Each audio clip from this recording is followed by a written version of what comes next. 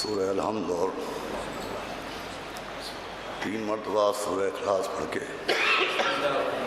عزیزم مذاکر سرکار سید الشہداء جناب محسن جعفری صاحب ابن باقر حسین صاحب کی روح کو اصل اسفاق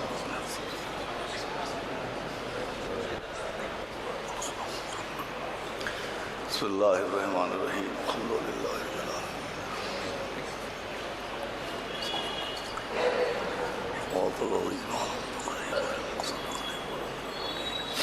بسم اللہ الرحمن الرحیم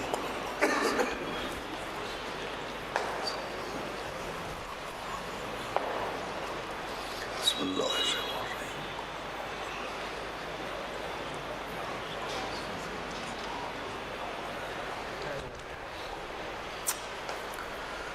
فاتحہ بسم اللہ الرحمن الرحیم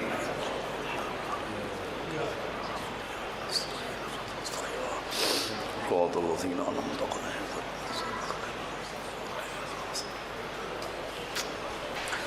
اعوذ باللہ السمیع العلیہ العظیم من الشیطان اللعین الرجیم بسم اللہ الرحمن الرحیم الحمدللہ رب العالمین الصلاة والسلام علی سیدنا و نبینا و شفیعنا و طبیب قلوبنا و مولانا و مقتدانا بالقاسم محمد و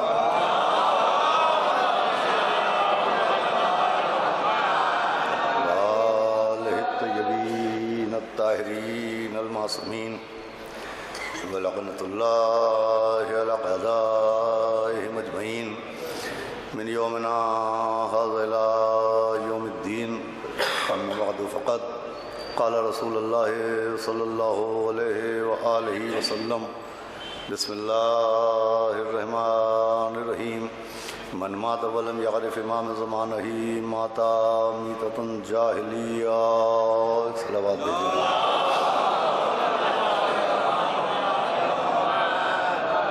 حضرات یہ مسئلہ اور یہ مجلس تھوڑا سا میرے لیے سخت مرحلہ ہے، اس لیے کہ قریب 25 برس کا ساتھ تھا ایک ایسے شخص کا کہ جو ایک مخلص دوست ہونے کے ساتھ ساتھ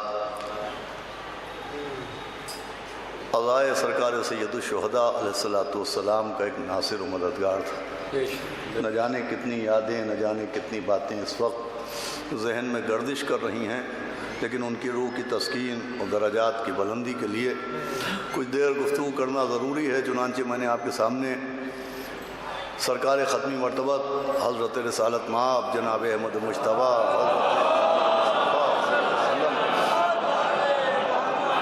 جس حدیث مبارکہ کی تلاوت کا شرف حاصل کیا، اس میں پیغمبر نے اعلان فرمایا کہ جو شخص اپنے دور اپنے زمانے کے امام کی معرفت کے بغیر مر جاتا ہے تو اس کی موت جاہلیت کی موت ہوتی ہے۔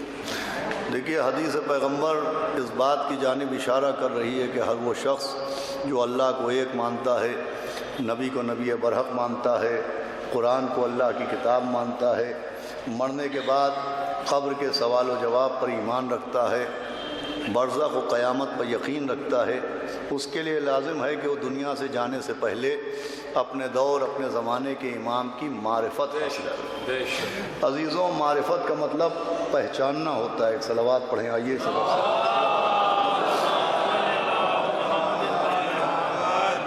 ماننا اور ہے، پہچاننا اور ہے۔ اگر آپ صرف امامت نہیں بلکہ اعلان وحدت کے اوپر غور کریں، اعلان نبوت پر غور کریں، تو ہر جگہ سے جو ہم سے آپ سے مانگ کی گئی ہے وہ اقرار کا تقاضا نہیں کیا گیا ہے، عرفان کا تقاضا کیا گیا ہے۔ ماننے کا تقاضا نہیں کیا گیا ہے، پہچاننے کا تقاضا کیا ہے۔ چنانچہ وہ مشہور حدیث قدسی ہے کہ کنتو کنز المخفیہ، میں چھپا ہوا خزانہ تھا۔ وہاں سے بھی یہ نہیں کہا گیا کہ میں نے چاہا کہ مجھے مانا جائے، وہاں سے بھی تقاضا ہوا کہ میں نے چاہا کہ مجھے پہچانا جائے۔ صلوات پڑھیں محمد وآل محمد۔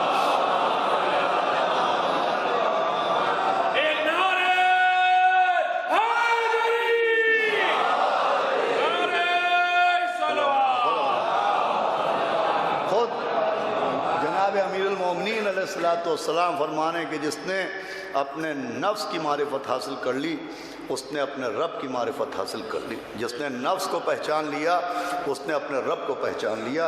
अजीज़ों, ये मारिफत, ये पहचानना इतना लाजिम है कि हमने देखा कि ख़ुद पैगम्बर इस्लाम हैं, मस्जिद नबवी है, मेंबर मस्जिद है, पैगम्बर मस्जिद पर बैठे हुए, मेंबर पर बैठे हुए मौइज़ा दे रहे हैं, नमाज की तबलीग कर रहे हैं और रोज़े के मसाइल बयान कर रहे हैं, हज व ज़कात की जानिब लोगों को मुतवज्जे कर रहे हैं, इताअत वालिदैन का दर्स दे रहे हैं कि इतने में मस्जिद के दरवाज़े में शहर इल्म के दरवाज़े का वारिस दाखिल हुआ। मौला हुसैन दाखिल मस्जिद हुए। नवासा अपने नाना को देख के दौड़ने लगा। आबा का दामन कदमों को काबा समझ के लिपट गया और फर्श मस्जिद ने जिसने इमामत के बोसे लेना शुरू किए तो पैगम्बर इस्लाम ख़ुद मेंबर से उतरे। आपने मौला हुसैन को गोद में लिया और मेंबर पर वापस आए और फरमाया, हाज़ल हुसैनो, कि ये हुसैन है, फ़ारिफ़ू, इनकी मारिफत हासिल करो, इन्हें पहचानो। नबी ने ये नहीं कहा कि ये हुसैन है, इन्हें मानो, फरमाया कि ये हुसैन है, इन्हें पहचानो। पैगंबर ने भी जो मौला हुसैन के सिलसिले में हुक्म दिया है वो उनको मानने का हुक्म नहीं दिया है, पहचानने का हुक्म दिया है। ये दोपहर की बात थी, ये नमाज ज़ोहर और असर के बीच का मामला था कि पैगंबर भरी हुई मस्जिद में, दोपहर सूरज की रोशनी मौजूद है, सब एक दूसरे के चेहरों को आसानी से देख रहे हैं। अपने असहाब के दरमियान पैगंबर फरमा रहे हैं कि ये हुसैन है, इनको पहचान लो। अब देखिए, एक मौला हुसैन का मशहूर जुमला है कि आपने फरमाया जैसे असहाब मुझे मिले वैसे मेरे नाना को भी नहीं मिले। फ़र्क ये है कि नाना के असहाब जिस हुसैन को दिन के उजाले में न पहचान सके, नवासे के असहाब ने उस हुसैन को चराग बुझने के बाद भी पहचान लिया। भाई सलावत पढ़े मोहम्मद व आले मोहम्मद।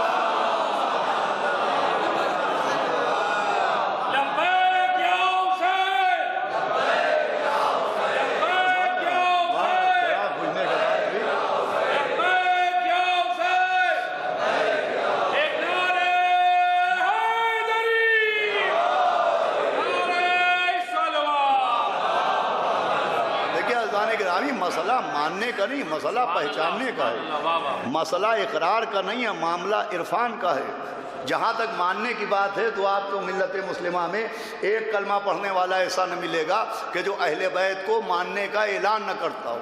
भाई इकरार अहले बैत सब करते हैं। मौला अली को नबी का भाई सब मानते हैं, जनाब सैयदा को नबी की बेटी सब मानते हैं, मौला हसन मौला हुसैन को नबी का नवासा सब मानते हैं। हद यह है कि आप किसी भी मुसलमान से पूछिए कि नबी के बड़े नवासे का क्या नाम है या नबी के छोटे नवासे का क्या नाम है, तो कोई जवाब में ये नहीं कहता कि खलीफा हसन, खलीफा हुसैन। जिससे पूछे कहता है इमाम हसन, इमाम हुसैन। तो मानने की बात है तो उन्हें इमाम भी सब मानते हैं, वो जन्नत के जवानों के सरदार हैं, ये सब मानते हैं। मौला अली का जिक्र इबादत है, ये सब मानते हैं। हुब्बो अली ने बादा, ये सब मानते हैं। ज़िक्र अली ने बादा, ये सब मानते हैं। मौला अली कुल्ले ईमान हैं, ये सब मानते हैं। मौला अली मर्द मैदान हैं, ये सब मानते हैं। वो साक़ी कौसर हैं, ये सब मानते हैं। वो फातह खैबर हैं, ये सब मानते हैं।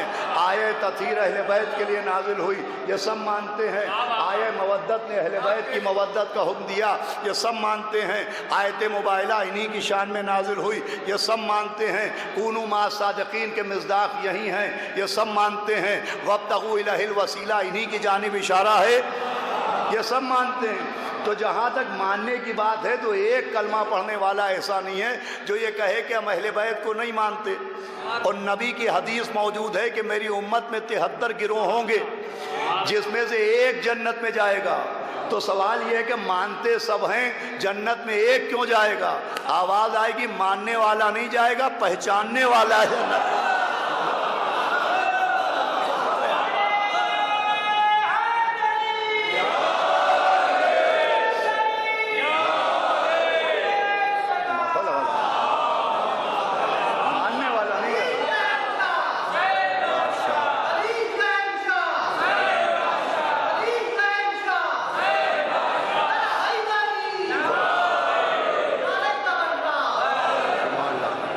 عزیزان گرامی، ماننے والا نہیں پہچاننے والا جائے گا۔ اسی لیے خود میں نے عرض کیا کہ اللہ نے اپنے لیے کہا میں چھپا ہوا خزانہ تھا، میں نے چاہا کہ میں پہچانا جاؤں۔ مولا حسین کو نبی ہاتھوں پر بلند کر کے کہہ رہے ہیں میرا حسین ہے، اسے پہچان لو۔ اور پھر غدیر کا جو میدان اور غدیر کا جو اعلان ہے، تو وہاں آئیے مولا عسکری صاحب ادھر تشریف لے آئیں۔ نبی مولا علی کے لیے بھی نہیں چاہتے ہیں کہ انہیں مانا جائے۔ بھائی مانتے تو سب تھے، شب ہجرت بستر رسول پر سوتے دیکھا، شجاعت کا اقرار سب کرتے تھے۔ جنگ خیبر میں لوٹتے وقت مولا علی نے سارا سونا غریبوں و فقیروں میں تقسیم کر دیا، سخاوت کا اقرار سب کرتے تھے۔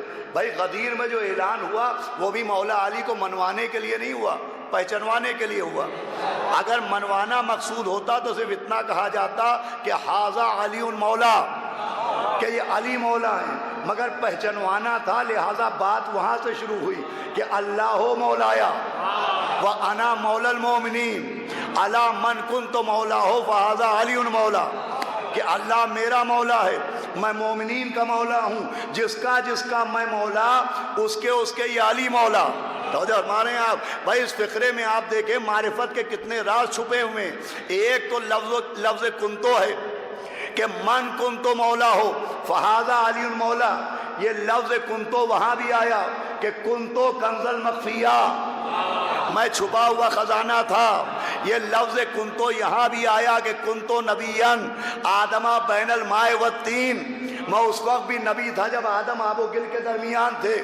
پھر یہی لفظ یہاں بھی آیا کہ من کنتو مولا ہو فہذا علی مولا۔ بھئی یہاں پر پہچنوانا مقصود ہے کہ جس کا میں مولا۔ اب نبی کس کے مولا ہیں؟ وہ کہہ چکے ہیں میں اس وقت بھی نبی تھا جب آدم آب و گل کے درمیان تھے۔ اگر آپ آیہ میثاق پڑھیے تو نبی ہر نبی کے مولا ہیں۔ آخری نبی سید المرسلین ہیں، خاتم النبیین ہیں، سید الانبیاء ہیں، سارے نبیوں کے مولا کو محمد کہتے ہیں۔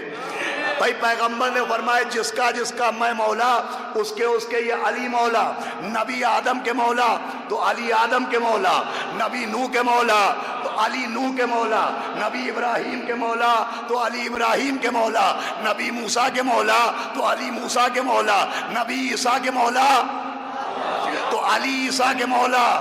اب جب فضائل کا دریا بہتا ہے اور لوگ وجد میں آتے ہیں اور فضائل علی پڑھے جاتے ہیں تو اکثر جوان یہ نعرے لگاتے ہیں کہ آدم کا مولا، نوح کا مولا، ابراہیم کا مولا، موسیٰ کا مولا، عیسیٰ کا مولا۔ ارے یہ نعرے بتاتے ہیں کہ ماننے والے نہیں بیٹھے، پہچاننے والے۔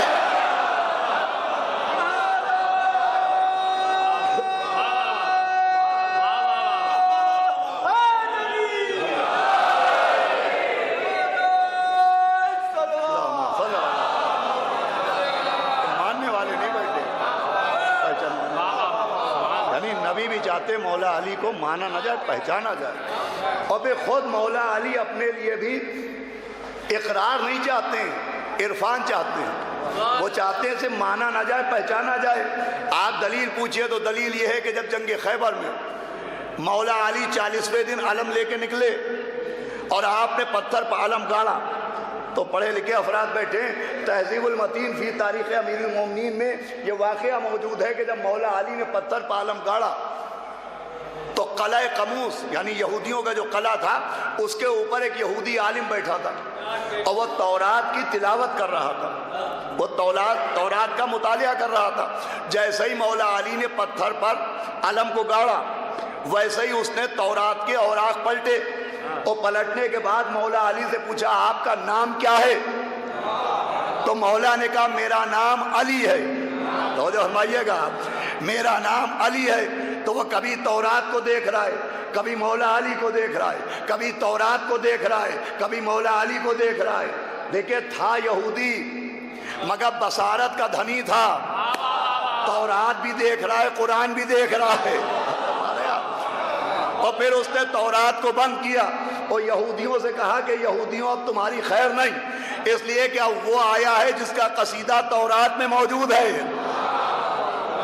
بھائی یہودی عالم نے پوچھا تو مولا علی نے کیا کہا؟ کہ میرا نام علی ہے۔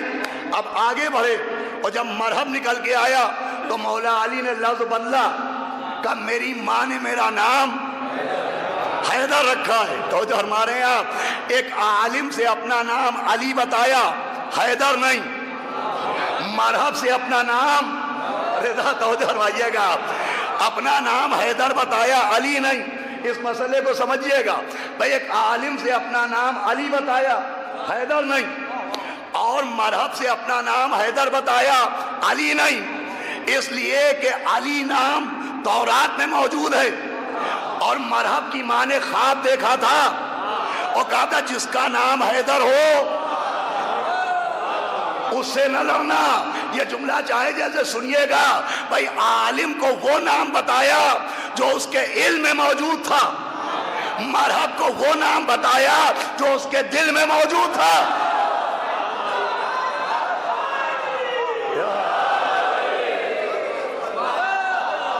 عالم کو وہ نام بتایا جو اس کے علم میں موجود، مرحب کو وہ نام بتایا جو اس کے دل میں موجود. سمجھایا بھائی پہچانو جو سب کے علم کا علم رکھتا ہو اسے علی کہتے ہیں، اور جو خوابوں سے بھی واقف ہو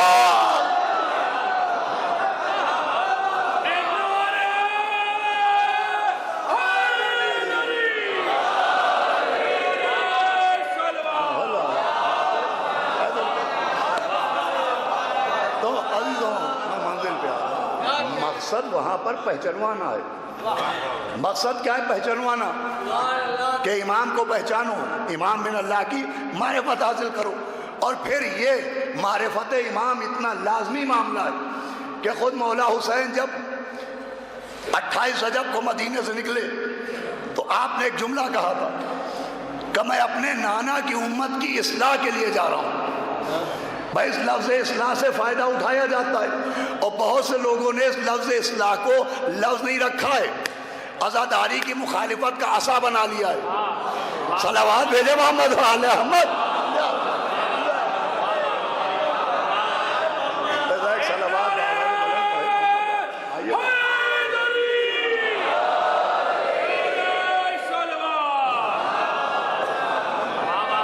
آپ جسے دیکھیے ادھر ایام ازا ہے، ادھر وہ اصلاح کرنے بیٹھ گیا. عزاداری کی اصلاح، عزاداروں کی اصلاح، تبرکات عزا کی اصلاح.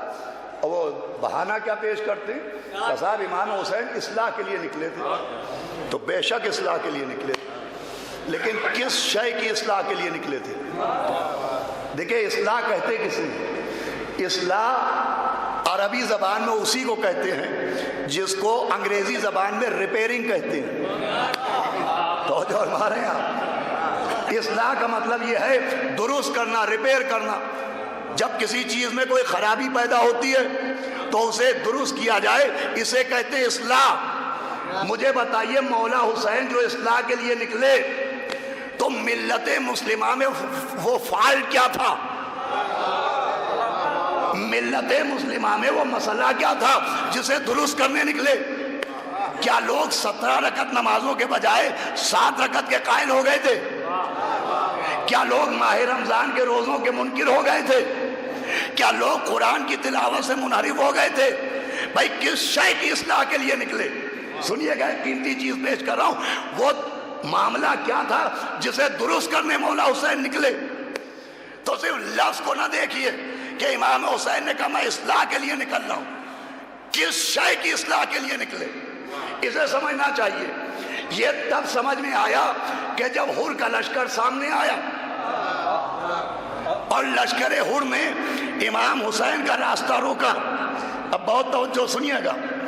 تو ایک ابن زیاد کا قاصد میسنجر ابن زیاد کا ایک خط لے کے جناب ہر کے پاس آیا، اور وہ آنے والا تھا بنی کندہ کا ایک قبیلہ، جیسے بنی اسد، بنی ہاشم، ویسے ایک قبیلہ ہے قبیلہ بنی کندہ. وہ رہنے والا تھا قبیلہ بنی کندہ کا. اور مولا حسین کے اصحاب میں ایک صحابی ہیں جن کا نام ہے جناب ابو شاسع کندی. سنیے گا قبلہ، آپ کی تصدیق کے ساتھ عرض کر رہا ہوں، جناب ابو شاسع کندی. تو جب جناب ابو شاسع کندی نے دیکھا کہ میرے قبیلے کا آدمی ابن زیاد کا خط لے کے آ رہا ہے، تو سوچا یہ میرے قبیلے کا آدمی ہے، ابھی میں اسے ڈانٹتا ہوں. کہ اس کو شرم نہیں آ رہی ہے کہ یزید کی پیروی کر رہا ہے، یہ ابن زیاد کا قاصد بنا ہے؟ لیکن نیت کیا ہے؟ ہم آپ دیکھیں کسی علاقے میں ہمارے محلے کا، ہماری قوم کا بچہ کوئی نامناسب حرکت کر رہا ہے تو ہم یہ سوچ کے اسے ڈانٹتے کہ ہمارے محلے کا بچہ ہے، ہماری قوم کا بچہ ہے۔ تو جناب ابو شاذ کندی بھی اسی جذبے کے تحت آگے بڑھے کہ میں ابھی سے ڈانٹتا ہوں کہ تو یزید کی اطاعت کر رہا ہے۔ تو ابو شاذ کندی نے اس آدمی سے کہا کہ تجھے شرم نہیں آتی کہ تو یزید کی اطاعت کر رہا ہے، تو ابن زیاد کا قاصد بنا ہے؟ تو اس نے پلٹ کے جو جواب دیا وہ سننے کے قابل ہے۔ اس نے کہا کہ میں کچھ غلط نہیں کر رہا ہوں، میں تو اپنے امام کی اطاعت کر رہا ہوں۔ کیا کہا اس نے؟ کہ میں اپنے امام کی اطاعت کر رہا ہوں۔ یہ اس نے اپنا امام کسے کہا؟ یزید کو۔ اس کا مطلب لشکر یزید بھی بے امام نہیں تھا۔ اور ہمارے یہاں وہ یزید کو امام مان رہے تھے، ادھر 72 مولا حسین کو امام مان رہے ہیں، ادھر یزید کو امام مانا جا رہا ہے۔ کوئی حیرت کی بات نہیں ہے کہ ایک دور میں دو دو امام کیسے مانے جا رہے ہیں؟ ایسے مانے جا رہے ہیں کہ قرآن کہہ رہا ہے کہ دو طرح کے امام ہیں، کچھ وہ ہیں جو اللہ کی طرف سے ہدایت دیتے ہیں اور کچھ وہ امام ہیں جو لوگوں کو جہنم پہنچاتے ہیں۔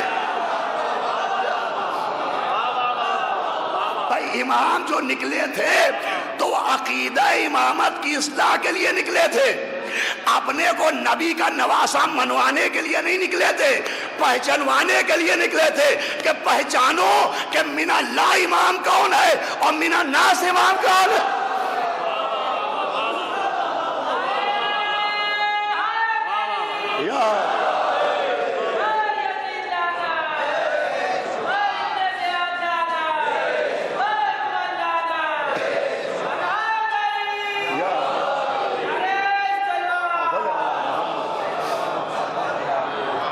پہچانو من اللہ کون ہے۔ بھئی یہ جو معرفت رکھی گئی ہے اس لیے کہ دنیا میں صرف امام برحق نہیں ہے، امام برحق کے مقابلے میں لوگوں نے خود بھی امام بنائے اور لوگوں کو اتنا کنفیوز کیا کہ لوگ پہچاننے ہی نہ پائیں کہ اللہ والا امام کون ہے اور بندوں والا امام کون ہے، غدیر والا کون ہے، سقیفہ والا کون ہے۔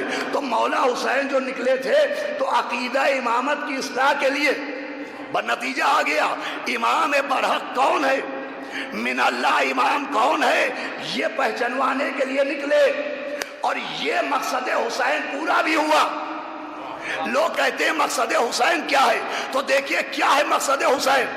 مقصد حسین تھا کہ لوگ پہچان لیں کہ من اللہ امام کون ہے اور من الناس کون ہے، تو یہ مقصد پورا ہوا۔ بھائی اسلام میں دو دلیلیں چاہیے، دونوں دلیلیں موجود ہیں۔ پہلی دلیل حر سے ملی، بھائی حر نے امام کے قدموں پر سر جھکا کے بتایا کہ میں بھی پہچان گیا کہ من اللہ کون ہے۔ بھائی سنیے گا بہت اہم جملہ ہے، بھائی پہلی دلیل حر سے ملی، حر نے قدموں پر سر جھکا کے بتایا کہ میں بھی پہچان گیا کہ من اللہ کون ہے، اور دوسری دلیل یزید کے بیٹے سے ملی جس نے باپ کے تخت پر ٹھوکر لگا کے بتا صلوات بھیجے محمد و آل محمد۔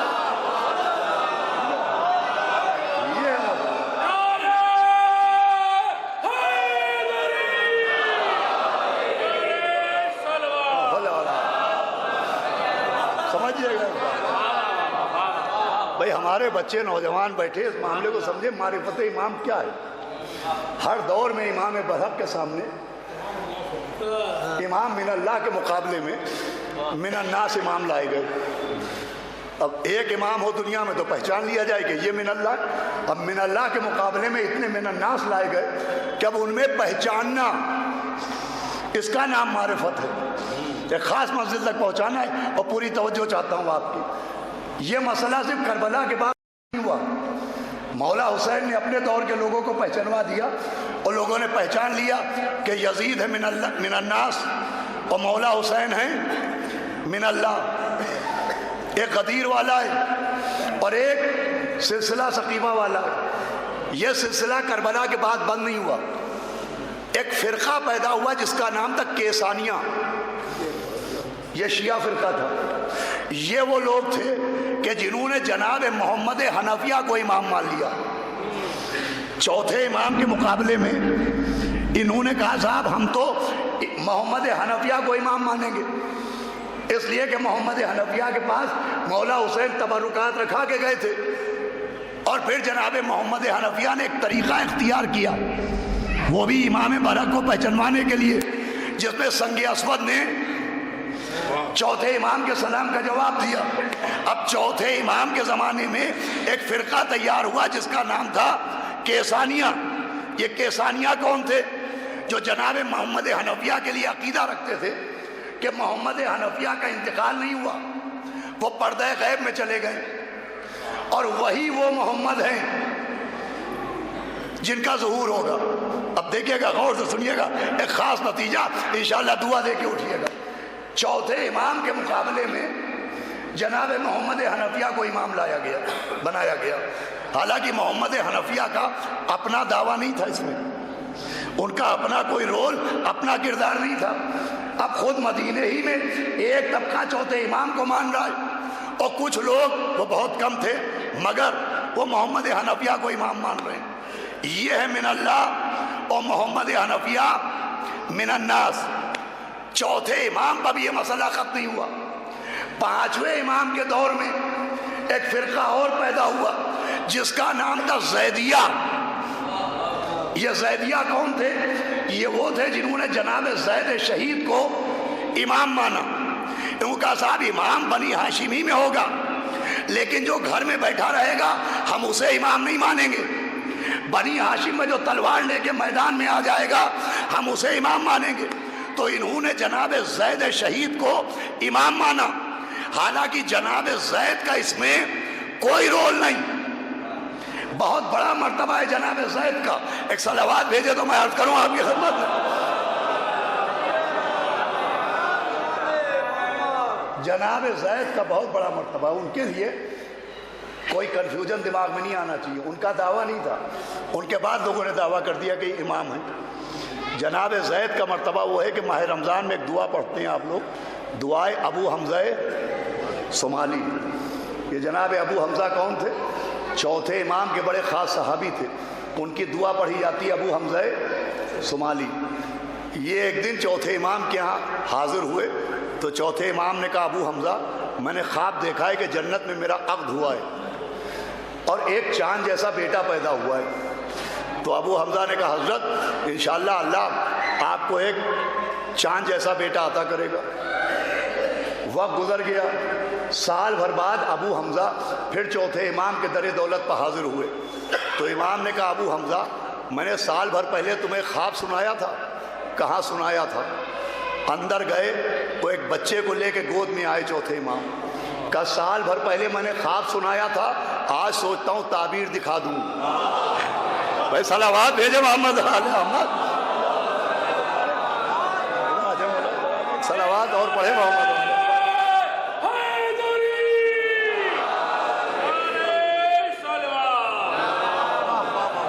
بھائی پوری توجہ سنیے گا، جناب زید کا مرتبہ بہت بلند ہے۔ انہوں نے اپنے لیے دعوی امامت نہیں کیا مگر انہیں مقابلے میں لایا گیا۔ پانچویں امام کے مقابلے میں فرقہ زیدیہ بنا۔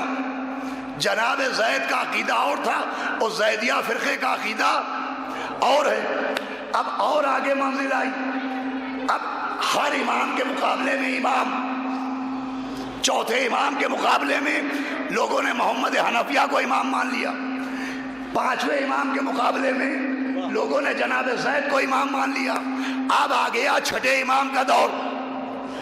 اب اس چھٹے امام کے دور میں کچھ لوگ کہہ رہے ہیں زید امام، کچھ لوگ کہہ رہے ہیں محمد حنفیہ امام، کہ اتنے میں کونے سے ایک سرکاری امام بھی نکل آئے۔ بتاتا ہوں جو فرمائیے گا، ابو حنیفہ، اب ایک طبقہ کہہ رہا ہے ابو حنیفہ امام، ایک طبقہ کہہ رہا ہے زید امام، ایک طبقہ کہہ رہا ہے محمد حنفیہ امام۔ اور من اللہ امام کون ہے؟ ہمارے آپ کے چھٹے امام इन्हीं के दौर में एक शायर गुजरे जिनका नाम है सैयद हिमयरी। ये शुरू में शिया नहीं थे, सुनिएगा, जहां तक आपको लाना था इंशाल्लाह खामोशी खत्म होने वाली है आपकी। सैयद हिमयरी थे केसानी। ये जनाब मोहम्मद हनफिया को इमाम मानते थे, छठे इमाम का एहतराम करते थे, मोहब्बत करते थे, लेकिन इमाम मानते थे मोहम्मद हनफिया को। छठे इमाम एक दिन मस्जिद में बैठे थे कि किसी ने कहा, हजरत आप सैयद हिमयरी को जानते हैं? क्या कहा? सैयद हिमयरी। तो इमाम मुस्कुराए का, अच्छा वो सैयद काफिर। लोगों ने कहा सैयद हिमयरी, छठे इमाम ने क्या फरमाया? वो सैयद काफिर। अब इमाम की जबान का निकला हुआ जुमला था, हवा ने कुरान समझ के कांधे पर उठा लिया और फिर सैयद हिमयरी के समाज के मकान में पहुंचाया। सैयद हिमयरी को जैसे ही बताया गया कि तुम्हें इमाम ने कहा है सैयद काफिर, तो वो दौड़ते हुए आए इमाम की खिदमत में, सलाम किया। इमाम ने जवाब सलाम दिया। कहा, हजरत मुझे आज बहुत अफसोस हुआ। क्या, क्यों अफसोस हुआ? कि भाई मैं आपको इमाम मिनल्लाह तो नहीं मानता, लेकिन औलाद रसूल मानता हूँ, आले रसूल मानता हूँ। मैं इताअत नहीं करता आपकी, लेकिन आपसे मोहब्बत करता हूँ। आपने मुझे सैयद काफिर कहा। मैं इमाम मानता हूँ मोहम्मद हनफिया को। भाई सुनिएगा ख़ज़ाने गिरामी, इमाम मानता हूँ मोहम्मद हनफिया को, मगर आपको आले रसूल मानता हूँ, मोहब्बत करता हूँ। तो इमाम ने कहा, याद रखना सैयद हिमयरी, हमारी मोहब्बत तब तक काम ना आएगी जब तक हमको मिनल्लाह इमाम न मानो। हमें सिर्फ आले रसूल मानना काफी नहीं है, इमाम मिनल्लाह भी मानो। सिर्फ रिश्ता मानना काफी नहीं है, ओहदा भी मानो। एक पैगाम दिया कि अली को सिर्फ दामाद रसूल न मानो, खलीफा बिला फज़्ल।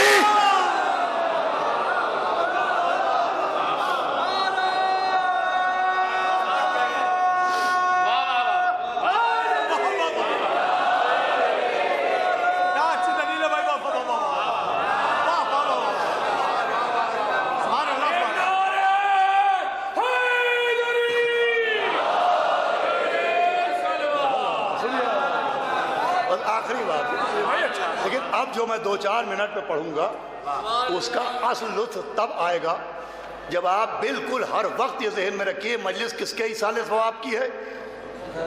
जनाब मोहसिन जाफरी, जनाब मोहसिन जाफरी, ये जहन में रखिएगा। का हमारी मोहब्बत तब तक काम नहीं आएगी जब तक मिनल्लाह इमाम न मानो। तो सैयद हिमयरी ने कहा, हजरत वो भी तो आपके चचा थे, रिश्तेदार थे, मोहम्मद हनफिया मौला अली के बेटे हैं। तो हमने सुना है वो पर्दा गैब में चले गए और वही इमाम बरहक हैं, वो पर्दा गैब में हैं, वही जाहिर होंगे। इमाम मुस्कुराए का, सैयद हिमयरी आज हम तुम्हें वो पर्दा गैब दिखा दें?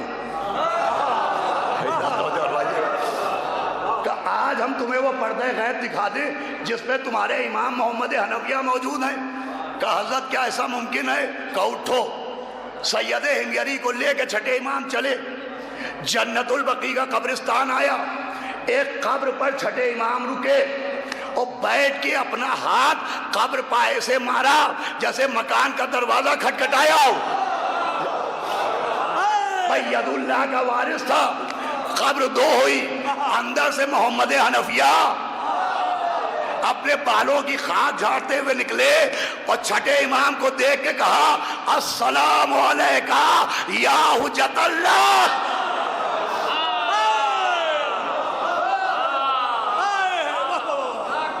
का सलामु अलैका या हुज्जतल्लाह, ए अल्लाह की हुज्जत यानी मिनल्लाह इमाम, आप पर सलाम। छठे इमाम ने कहा, सैयद हिमयरी यही मोहम्मद हनफिया है ना? कहा यही है। तो कहा ये कब्र पर्दा गैब है? कहा नहीं। कहा ये मुझे क्या कह रहे हैं? कहा मिनल्लाह इमाम। तो छठे इमाम ने कहा, तुम शायर हो, तुम क्या कहते हो? तो फौरन फिल बदी कुछ शेर कहे جس پہ ایک مصرے کا ترجمہ یہ ہے کہ دنیا گواہ رہے کہ آج سے میں جعفری ہوتا ہوں. بس یہ کہا لے آیا میں, آج سے میں جعفری ہوتا ہوں. اب سمجھیے ہم کو آپ کو لقب شیعہ کے ساتھ, لقب محب کے ساتھ, لقب امامیہ کے ساتھ, لقب رازی کے ساتھ جو جعفری کہا جاتا ہے, تو بھئی امام کو ماننے والے کو جعفری نہیں کہتے ہیں, اماموں کی بھیڑ میں اصل امام کو پہچاننے والے.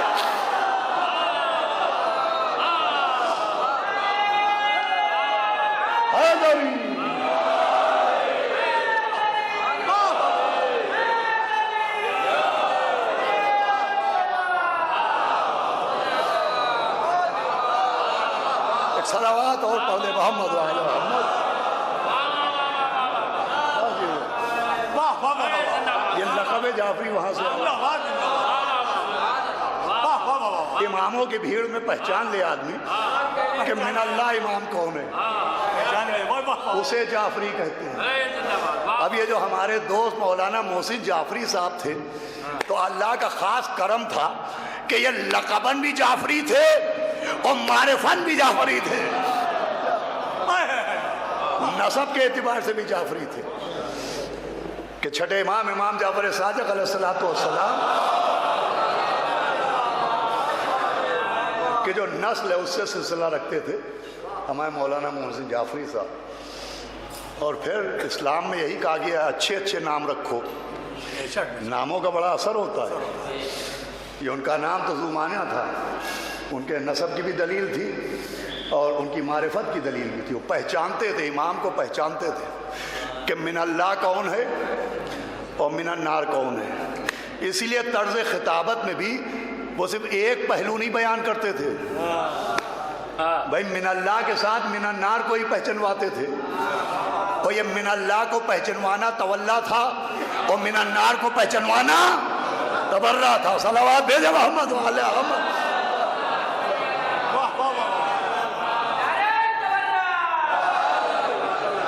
بس عزیزان کرام, میں کیا عرض کروں, انشاءاللہ 40ویں کی مجلس میں کچھ الگ سے عرض کرنا چاہوں گا. عجیب شخصیت ہے. دیکھیے ہمارے مولا صدف صاحب بیٹھے ہیں, ثقلین صاحب بیٹھے ہیں, اور دیگر ہم لوگ جو ایک سن سے تعلق رکھتے ہیں, ہمارے مولانا شفیق صاحب گواہی دیں گے. آج 30 برس کا ساتھ تھا محسن جعفری صاحب. اتنا دلیر شخص تھا وہ, دوستوں کے بیچ میں عقیدے کا اظہار اور ہے, اور دشمنوں کے بیچ میں تبلیغ ولایت. کسی جگہ دشمنوں کا مجمع ہو, غیروں کا مجمع ہو, لیکن محسن جعفری صاحب نے اپنا طرز خطابت تبدیل نہیں کیا. بمبئی گئے اشرا پڑھنے, بڑے عجیب حالات تھے 10-15 سال پہلے. وہاں اطلاع ملی کہ کس طریقے سے انہوں نے حق اہل بیت کو, ہمارے علی حسین قمی صاحب گواہی دیں گے کہ اپنا لہجہ انہوں نے وہی رکھا. اور ایک پیغام بھی دیا ہے تمام ذاکروں کو کہ ذاکروں کو آخرت دیکھ کے خطابت کرنا چاہیے, گاہک دیکھ کے مال نہیں پیش کرنا چاہیے. ایک ذہنیت وہ بھی ہے کہ جیسا مجمع ویسا بیان. صلوات بھیجے محمد وعلی محمد. ایک طبقہ ہے جو یہاں کیا سننا پسند کیا جاتا ہے, جیسے شعراء آتے ہیں کہ صاحب لکھنؤ کے مزاج کا سنا رہے ہیں. اس کا مطلب یہ ہے کہ آپ باہر کہیں اور کا مزاج بیان کرتے ہیں. انہوں نے کہیں اپنے مزاج کو نہیں بدلا ہے, اور مناظرے بھی کیے. ان کی کتاب ہے صراط مستقیم, انشاءاللہ 40ویں تک وہ چھپ کے سامنے آئے گی. آپ دیکھیے گا ان کی تقریر میں کے ساتھ ساتھ تحریر میں کتنا دم تھا. پورا مناظرہ کیا انہوں نے. بریلی کے ایک مولوی سے مناظرہ ہے جو تحریری شکل میں موجود ہے, کتاب کا جواب دیا. پھر اس کے بعد کتابچوں کے ساتھ ساتھ وہ اکثر و بیشتر نہ جانے کتنے اعتراضات اسی شہر لکھنؤ میں, کبھی مولا علی کے معجزے پر اعتراض ہو رہا ہے, آنسوؤں پر اعتراض ہو رہا ہے. یہ عجیب ذہنیت ہے اب اپنوں میں بھی کہ سمجھ میں نہیں آتا. صاحب ایک آنسو پر جنت کیسے مل جائے گی, یہ سمجھ میں نہیں آتا. مولا علی نے ایک رکعت سے دوسری رکعت میں قرآن ختم کر دیا, یہ سمجھ میں نہیں آتا. ارے بھیا پہلے یہ بتاؤ قرآن کتنے % سمجھ میں آیا ہے. الف لام میم سمجھ میں آ گیا، حوامیم سمجھ میں آ گئے، معجزات انبیاء سمجھ میں آ گئے، قرآن کی نہ جانے کتنی آیتیں ہیں جو سمجھ میں نہیں آتی ہیں، تو کیا کیا جائے؟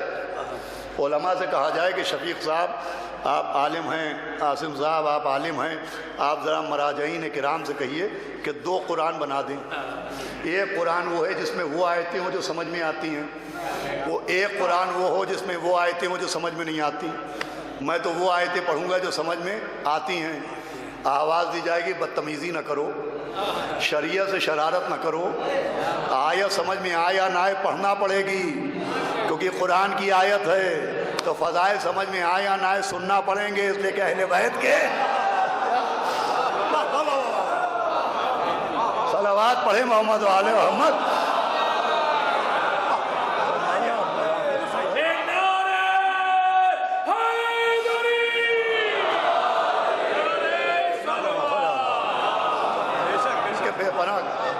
تو ایک رخ تھا ترویج و تبلیغ حق اہل بیت کا رخ، اور پھر اگر آپ انسانی نقطہ نظر سے دیکھیں تو وہ بہترین انسان تھے، بہترین انسان تھے، انسانیت بھی کوٹ کوٹ کے بھری ہوئی تھی۔ دیکھیں محبت اہل بیت خود ایک مکمل کورس ہے، یہ ایک مکمل کورس ہے۔ جو محبت اہل بیت کا کورس کر لیتا ہے اسے الگ سے کسی کورس کی ضرورت نہیں پڑتی ہے۔ یہ جو لوگوں کو سدھارنے کی کوشش ہو رہی ہے یہ اسی لیے کہ وہ سلیبس پڑھایا ہی نہیں۔ اگر محبت اہل بیت کا سلیبس ہو تو پھر الگ سے ایکسٹرا کلاسز کی ضرورت نہیں رہ جاتی ہے۔ سب کچھ محبت اہل بیت ایک بہترین انسان بناتی ہے، با اخلاق انسان بناتی ہے۔ لوگوں کی مشکلوں میں مدد کرنا، نہ جانے کتنے ذاکرین، نہ جانے کتنے صاحبان علم و مومنین ایسے ہیں کہ مجھے علم ہے کہ نہ جانے کتنی مشکل موقعوں پہ ہمارے محسن جعفری صاحب نے ان کی امداد کی ہے، مدد کی ہے، مالی طور پر بھی مدد کرتے تھے۔ اگر کوئی سرکاری کام ہوتا تھا تو اس سلسلے میں ہی مدد کرتے تھے۔ بس یہ کہ حق آل محمد کے معاملے میں کمپرومائز نہیں کرتے تھے، بہت سادہ لو تھے، بہت، اس مسئلے میں کوئی کمپرومائز نہیں تھا۔ انشاءاللہ ابھی ان کی مجالس ہوں گی، آپ شرکت کیجیے گا۔ ان کے زندگی کے نہ جانے کتنے پہلو ہیں جو آپ سنیں گے۔ میں نے بڑا ضبط کر کے اپنے کو پڑھا، ایک تو 25-30 برس کا ساتھ، اور دوسرے یہ آخری مجلس تھی اسی ممبر پر، اسی انجمن کی جانب سے جو ہمارے محسن جعفری صاحب نے خطاب فرمائی تھی۔ یہیں کی مجلس کا وہ ویڈیو ہے جس میں وہ بار بار کہیں ہم علی والے، ہم علی والے، ہم علی والے۔ کچھ ایسے دل سے اپنے کو علی والا کہا کہ مولا علی نے اپنے پاس بلا ہی لیا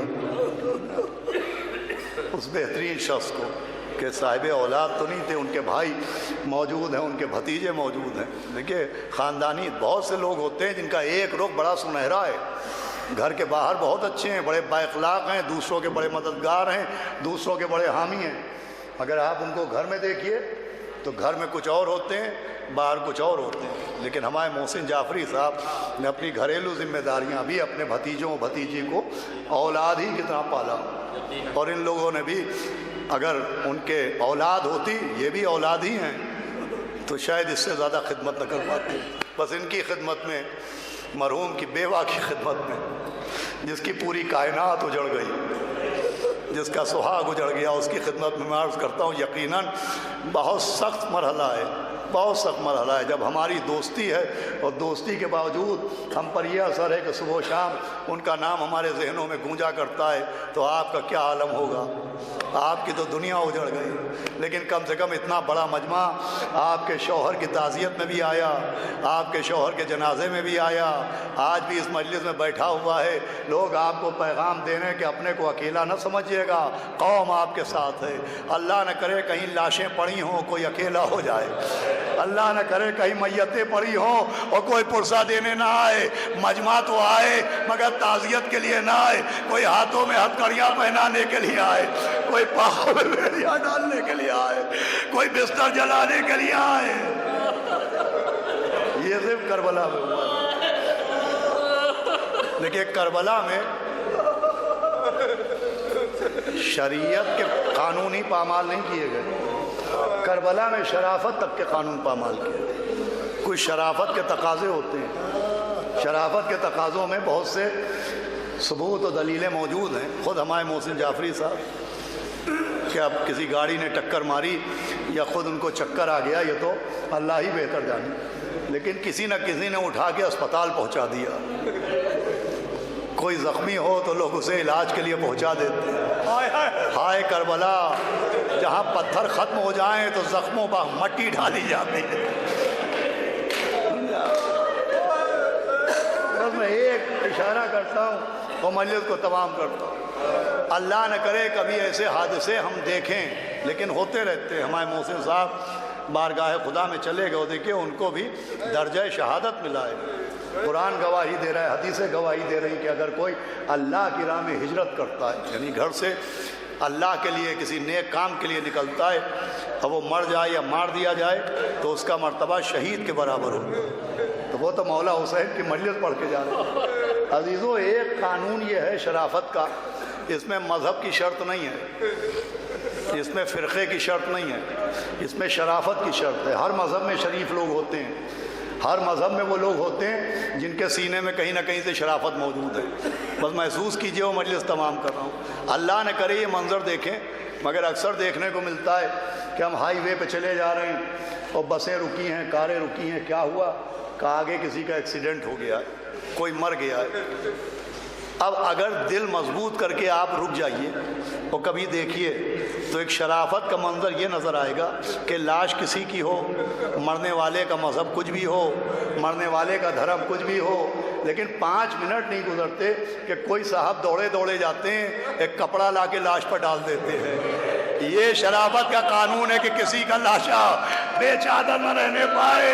हाय गरीब ज़हरा, हाय मेरा मौला हुसैन, कि कहाँ लाशें पर चादर डालना, वहाँ तो कोई अम्मामा लिए जा रहा है, कोई कुर्ता उतार के लिए जा रहा है, कोई कमर का पटका खोल रहा है, कोई पाँव की नालैन उतार रहा है। अरे वो आलम हुआ लाशे हुसैन का कि बहन जब भाई के लाशे पर आई तो 3 जुमले कहे, आंता अखी, आंता हमाना, आंता रजाना। अरे क्या तू मेरा भाई है? अरे तेरा बाबा कहाँ है? तेरा कुर्ता कहाँ चला गया? मेरा आसमान को देखा पालने वाले, ये है तेरे नबी का नवासा तो खून में गलता पड़ा है। या रसूल अल्लाह, ये है वो जिसके लिए ईद के दिन जन्नत से कपड़े आए, मगर अब बेलवा।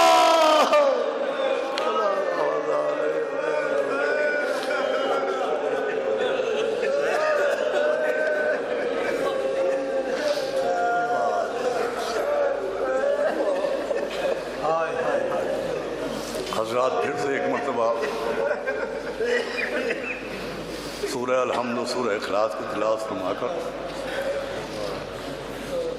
अज़ीज़ाम मौलाना मोहसिन जाफरी साहब इब्ने बाक़र हुसैन साहब की रूह को सारे तबाह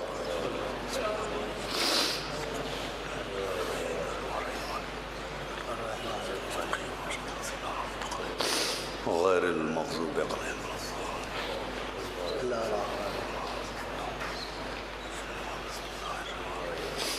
कुल हुवल्लाहु